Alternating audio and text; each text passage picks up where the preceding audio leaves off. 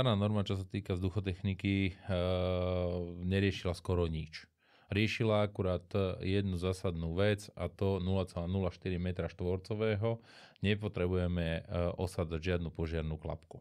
Neriešila požiarnú odolnosť potrubí, neriešila osadenie tých klapiek, neriešila základné veci. My chceme stavať stavby pre 21. storočie podľa noriem, ktoré majú viac ako 40 rokov. Tá norma naozaj odráža technickú úroveň z toho obdobia. Pre aktuálne stavy na stavbách nepoužiteľná. Tiež sa ma ľudia pýtali, že prečo sem pridávame kombinovaný systém, to sa k nám nikdy nedostane. My ho tu máme 20 rokov. A hlavne, keď nám stojí celé Slovensko podľa starej normy. Presne tak.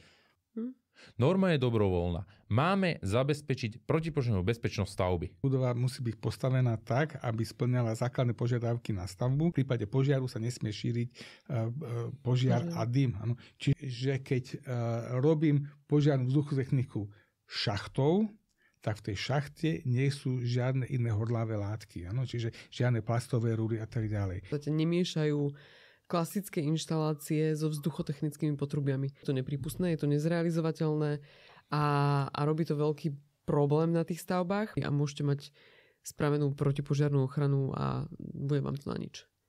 Akým spôsobom my chceme chrániť ľudský život, pokiaľ nezabezpečíme len úplne prapôvodnú stránku požiarnej ochrany, aby sa požiar nešíril z jedného požiarného úseku do iného.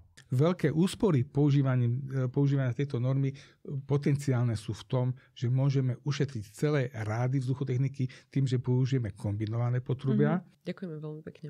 Ďakujem. Ďakujem za pozvanie.